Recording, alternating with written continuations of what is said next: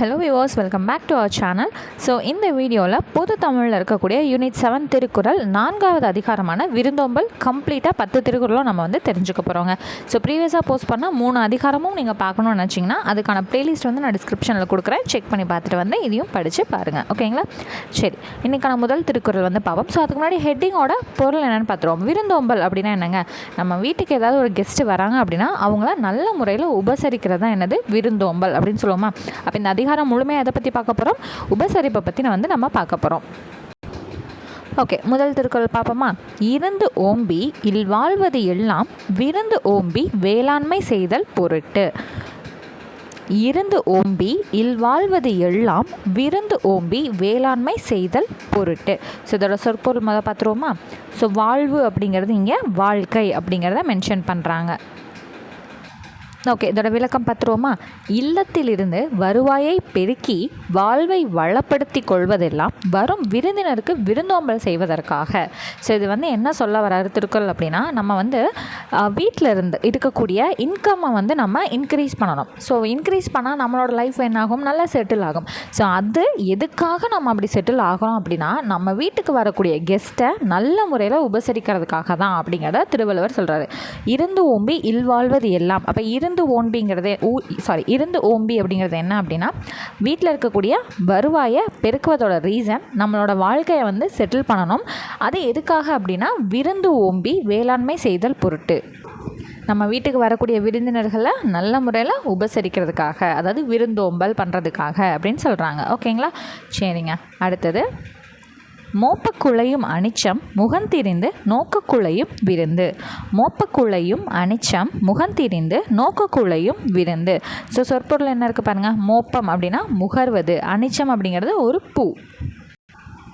So இது ஒன்றுமே இல்லைங்க. அனிச்ச மலரை மோந்து பார்த்தோன்னாலே அது என்ன ஆயிரும் அப்படின்னா வாடி போயிடும். அதுதான் மோப்பக்குள்ளையும் அனிச்சம் இருக்கா. அனிச்ச மலரை மோப்பக்குள்ளை அப்படிங்கிறது முகர்வது.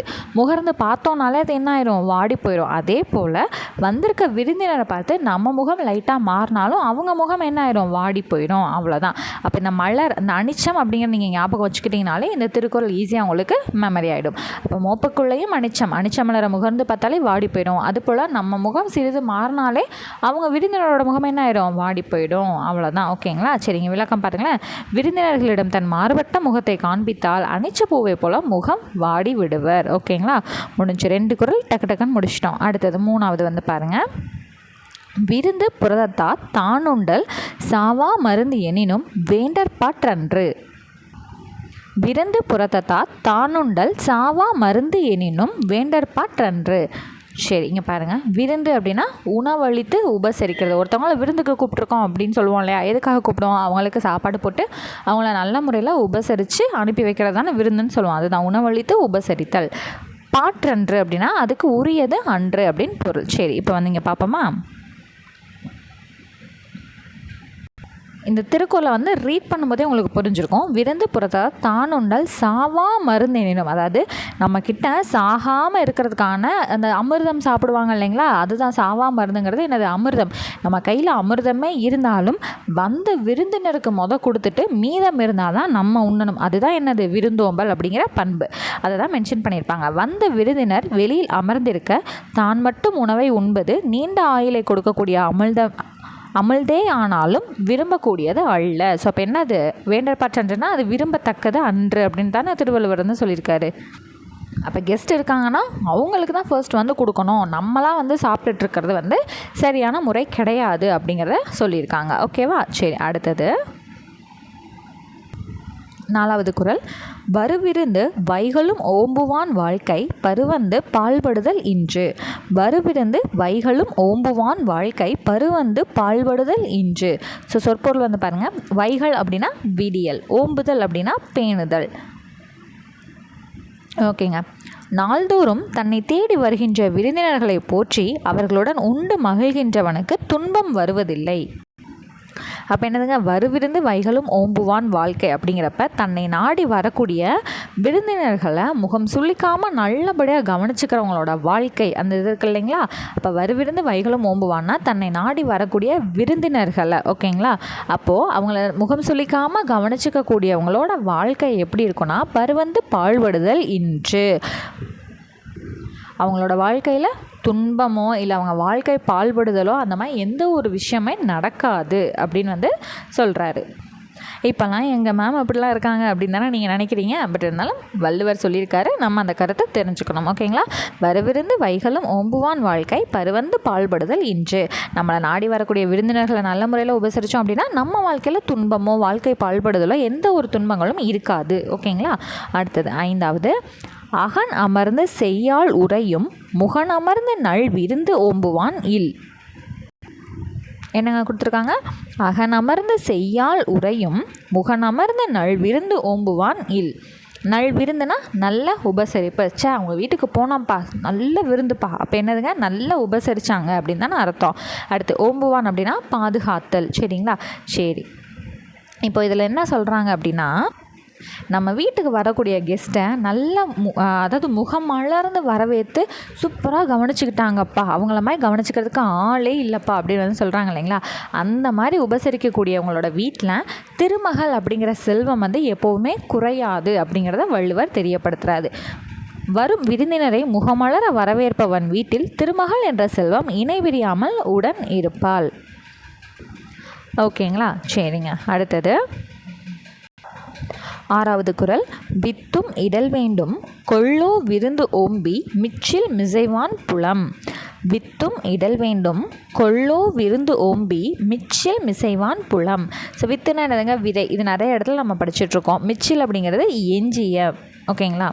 சரி, இப்போது இதோட பொருள் பார்த்துருவோமா. வித்தும் இடல் வேண்டும் கொள்ளோ அப்படின்னா,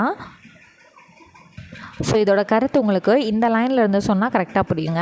விருந்து ஓம்பி மிச்சில் மிசைவான் புலம். ஸோ ஃபஸ்ட்டு இது வந்து என்னென்னா, விருந்தினர்களுக்கு நல்ல உணவை வந்து கொடுத்துட்டு அவங்க சாப்பிட்டது போக மிச்சம் மீதி இருக்கிறத சாப்பிடக்கூடியவங்க இருப்பாங்க இல்லைங்களா. ஸோ அந்த மாதிரி இருக்கக்கூடிய நபர்களோட நிலத்தில் விதை விதைத்து அவங்க அதை வந்து இது பண்ணணுன்ற அவசியம் கிடையாது அப்படின்னு சொல்கிறாரு. விதை விதைச்சா தானே அவங்களுக்கே கிடைக்கும். இருந்தாலும் ஏன் வள்ளுவர் இப்படி சொல்கிறாரு? ஆனால் வள்ளுவர் சொல்லியிருக்காரு. அது என்ன கான்செப்ட்னா, நம்ம மற்றவங்கள நல்லா பார்த்துக்கிட்டா மற்றவங்க நம்மளை நல்லா பார்த்துக்குவாங்க அப்படிங்கிற ஒரு கான்செப்ட் தான், வேறு ஒன்றும் கிடையாது. சரிங்களா. சரிங்க. பாருங்கள், விருந்தினருக்கு உணவளித்து விட்டு மிஞ்சியதை உண்பவன் நிலத்திற்கு விதைக்கின்ற விதை தேவை இல்லை. ஓகேவா. சரிங்க. அடுத்தது 7வது குறள், செல்விருந்து ஓம்பி வருவிருந்து பார்த்து இருப்பான் நல்விருந்து வானத்தவர்க்கு. செல்விருந்து ஓம்பி வருவிருந்து பார்த்திருப்பான் நல்விருந்து வானத்தவர்க்கு. வானத்தவர் அப்படின்னா வானத்தில் இருக்கக்கூடிய தேவர்கள். சரிங்களா. சரி, இதோட விளக்கம் வந்து பாருங்கள். வந்த விருந்தினருக்கு நல்ல விருந்தளித்து வரும் விருந்தினரை எதிர்பார்த்திருப்பவன் வான் புகழ் பெற்றவர்களுக்கும் மிக்க பெருமை உடையவனாக இருப்பான். சிம்பிளான கான்செப்ட் தாங்க. ஆல்ரெடி வீட்டில் வந்து விருந்தினர் இருக்காங்க, அவங்களையும் நல்லா கவனிச்சுக்கிட்டு இன்னும் யாராவது விருந்தினர்கள் வருவாங்களா அப்படிங்கிற ஒரு எதிர்பார்ப்போடு ஒரு நல்ல மனசோடு இருக்கிறவங்கள வானத்தில் இருக்கக்கூடிய தேவர்கள் பெற்ற பெருமையை விட பெருமையானவர்கள் அப்படின்னு சொல்கிறாங்க. ஓகேங்களா. அவ்வளோதான், ரொம்ப சிம்பிள். செல்விருந்து ஓம்பி வருவிருந்து பார்த்துருப்பான்னா, ஏற்கனவே அங்கே விருந்தினர்கள் இருக்காங்க, அவங்களையும் நல்லா கவனிச்சுக்கிட்டு இன்னும் யாராவது வருவாங்களா அப்படிங்கிற ஒரு எதிர்பார்ப்போடையே இருக்கிறவங்கள வானத்தில் இருக்க தேவர்கள் பெற்ற பெருமையை விட பெருமையானவங்க அப்படிங்கிறத மீன் பண்ணியிருக்காரு. ஓகேங்களா. அடுத்தது 8வது குறள், இணை துணைத்து என்பதொன்று இல்லை விருந்தின் துணை வேள்வி பயன். இணை துணைத்து என்பதொன்று இல்லை விருந்தின் துணை வேள்வி பயன். ஸோ சொற்பொருள் பாருங்கள். இணை துணை அப்படின்னா ஒன்றிணைக்க, வேள்வி அப்படின்னா யாகம். ஓகேங்களா. சரி, இப்போ ஒருத்தவங்களுக்கு நம்ம அவங்கள கவனிச்சுக்கிட்டு நல்ல உபசரிப்பு கொடுத்து விருந்தெல்லாம் வச்சு நல்ல உணவுகள்லாம் கொடுத்தாலும் நம்ம மனசு பியூராக வந்து ஒரு பாசத்தில் வந்து நம்ம செஞ்சிட்ருப்போம். ஓகேங்களா. ரொம்ப ஹார்ட் ஒர்க் போட்டு எஃபர்ட் போட்டு அவங்கள வந்து பயங்கரமாக கவனிச்சிட்ருப்போம். ஆனால் அந்த விருந்தோட பயன் அப்படிங்கிறது, அந்த விருந்தில் வந்து உபசரிப்பை ஏற்றுக்கிட்டு சாப்பிட்றாங்க பார்த்திங்களா, அவங்களோட மன அளவை பொறுத்து தான் அந்த விருந்தோட பயன் இருக்குது. அவங்க ஒரு நெகட்டிவ் எனர்ஜியோடு இருந்து நம்ம ஒரு பாசிட்டிவ் இதோடு இருந்து அவங்கள நல்லபடியாக கவனிச்சுக்கிறோம் அப்படின்ட்டு அவங்க மனசில் ஒரு அழுக்க வச்சுக்கிட்டே வந்து இருந்தாலுமே அந்த விருந்தோட பயன் வந்து என்ன ஆயிரும், கெட்டு போயிடும். இதே நம்மளும் நல்லவங்களா இருந்து அவங்களும் அந்த உபசரிப்பை நல்லபடியாக முறையில் ஏற்றுக்கிட்டு இவங்க நல்லா கவனிச்சுக்கிட்டாங்கப்பாங்கிற ஒரு பாசிட்டிவோடு இருக்காங்கங்கிறப்ப தான் அந்த விருந்தோட பயன் நல்லபடியாக போய் முடியும். அதுதான். ஓகேங்களா. இணை துணைத்து என்பதொன்று இல்லை, என்னதான் இணைக்க நினச்சி நல்லா கவனிச்சுக்கிட்டாலும் அது என்னது, அவங்களோட விருந்தை ஏற்றுக்கிறவங்களோட மனசை பொறுத்து தான் அப்படிங்கிறத சொல்கிறாங்க இல்லைங்களா. அதுதான் வேள்வி பயன் அப்படிங்கிறது. ஓகேவா. சரி, அடுத்தது 9வது குறள், பரிந்து ஓம்பி பற்றற்றேம் என்பர் விருந்து ஓம்பி வேள்வி தலைப்படாதார். பரிந்து ஓம்பி பற்றற்றேம் என்பர் விருந்து ஓம்பி வேள்வி தலைப்படாதார். இந்த குறளில் வேள்வி அப்படிங்கிறது வந்து விருந்தோம்பல் செய்கிறத பற்றி குறிப்பிட்டிருக்காங்க. ஓகேவா? விருந்தோம்பும் பயனை செய்யாதவன் தன் பொருள் பயனற்று போனதை நினைத்து துன்பப்படுவான். விருந்தோம்பல் செய்கிறது பயனற்றது, அதாவது இது வந்து தேவையே இல்லாத செயல்கள் அந்த மாதிரி வந்து நினச்சிக்கிட்டு நம்ம ஏன் அவங்கள உபசரிக்கணும் அப்படின்னு சொல்லிட்டு இருக்கிறவங்க அவங்களோட பொருள் வந்து பயனற்று போனதுக்கப்புறம் அதை நினச்சி அவங்க துன்பப்படுவாங்க. அதுக்கு பேசாமல் விருந்தோம்பலே பண்ணிட்டு போயிருக்கலாமே அந்த இது. ஓகேங்களா? பரிந்தோம்பி பற்றற்றேம் என்பர் விருந்தோம்பி வேள்வி தலைப்படாதார். ஓகேங்களா? அடுத்தது, உடமையுள் இன்மை விருந்தோம்பல் ஓம்பா மடமை மடவார் கண் உண்டு. உடமையுள் இன்மை விருந்தோம்பல் ஓம்பா மடமை மடவார்கண் உண்டு. சரி, இங்கே பாருங்கள், இன்மை அப்படின்னா இல்லாமை, மடமை அப்படின்னா புரிதல் இல்லாமை. சரி, இதோட பொருள் வந்து பாருங்களேன், விளக்கம். விருந்தோம்பும் பண்பு இல்லாதவனிடம் செல்வம் இருந்தும் வறுமையே மிகுந்து காணப்படுகிறது என்றால் மனதிலே மாசு படிந்திருப்பதால் தான் என்பதை உணர வேண்டும். ஒருத்தவங்க கிட்ட என்னதான் செல்வ செழிப்பு இருந்தாலும் விருந்தினர்களை வந்து உபசரிக்காமல், விருந்தினர்களை வீட்டுக்கே வரவேற்காமல் இருக்கக்கூடியவங்க கிட்ட என்னதான் இருக்கும்? செல்வம் இருந்தும் அதை வந்து மனசளவில் வந்து மனதார அதை ஏற்றுக்க முடியாத வறுமை தான் வந்து அவங்கள்ட்ட இருக்கும் அப்படிங்கிறதான் சொல்கிறாங்க. ஓகேங்களா? உடைமையில் இன்மை விருந்தோம்பல் ஓம்பா மடமை மடவார்கண் உண்டு. விருந்துக்கு கூப்பிட்டு உபசரிக்காமல் அதெல்லாம் வேண்டியதில்லைங்க அப்படின்னு சொல்லிட்டு விருந்தோம்பல் பண்பே இல்லாதவங்க கிட்ட எவ்வளோ செல்வம் நிறைந்திருந்தாலும் அவங்க மனதில் இருக்கக்கூடிய மாசு காரணமாக வறுமையாக இருக்கிற மாதிரியே தான் உணர்வு வந்து இருக்கும். அவ்வளோதான். ஓகேங்களா? ஸோ இந்த வீடியோவில் விருந்தோம்பல் அதிகாரத்தில் இருக்கக்கூடிய 10 திருக்குறளுமே நம்ம தெளிவாக தெரிஞ்சுக்கிட்டோம். அடுத்த கிளாஸில் அடுத்த அதிகாரத்தோடு உங்களை நான் மீட் பண்ணுறேன். தேங்க்யூ.